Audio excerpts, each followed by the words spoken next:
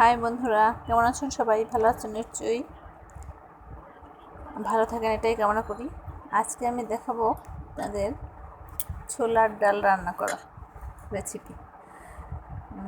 খোসা ছাড়ানো ছোলার ডাল আমি সারা রাত ভিজিয়ে রেখেছি। সেই ডালটা ধুয়ে নিয়েছিলাম। আর এখানে হচ্ছে পেঁয়াজ রসুন আর আদা, পেঁয়াজ রসুন কুচিয়ে নিয়েছি।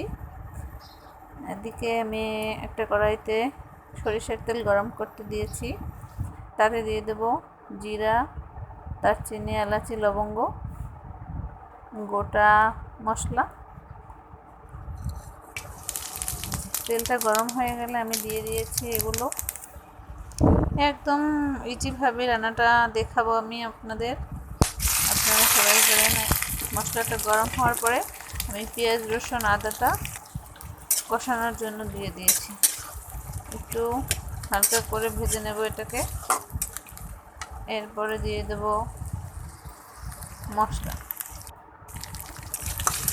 মশলাটা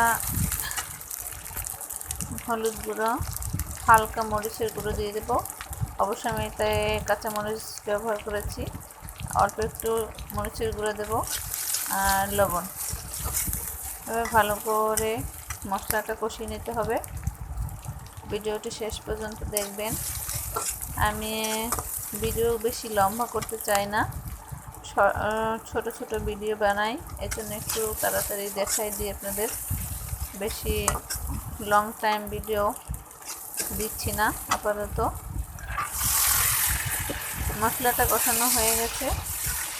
এবারে ভিজানো ডালটা দিয়ে দিয়েছি।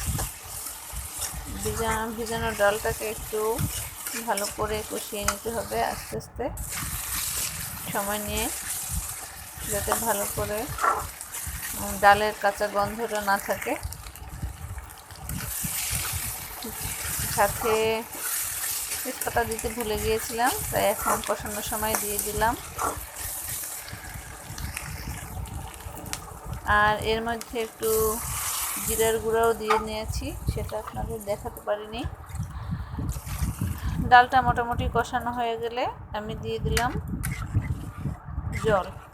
জল দিয়েছি পরিমাণ মতো। যেহেতু আমি রাতে ভিজিয়ে রেখেছিলাম, সারা রাত ভিজেছে, ডালটা অনেক নরম হয়ে গিয়েছিল, এজন্য বেশি পরিমাণে দেইনি, পরিমাণ মতো দিয়ে দিয়েছি। এখন ঢেকে রাখবো প্রায় 20-25 মিনিট ধরে আমি ঢেকে রেখেছিলাম। এই যে হয়ে আসছে। আর ভিডিওটি শেষ পর্যন্ত দেখুন এবং ভালো লাগলে একটি লাইক কমেন্ট শেয়ার করে দিন।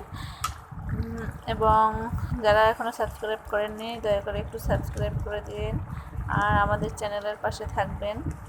এখানে আমি দিয়ে দিয়েছি গরম মশলা উঠানোর আগে, আর জিরার গুঁড়ো আমি কষানোর সময় দিয়ে দিয়েছিলাম, এই আর কি।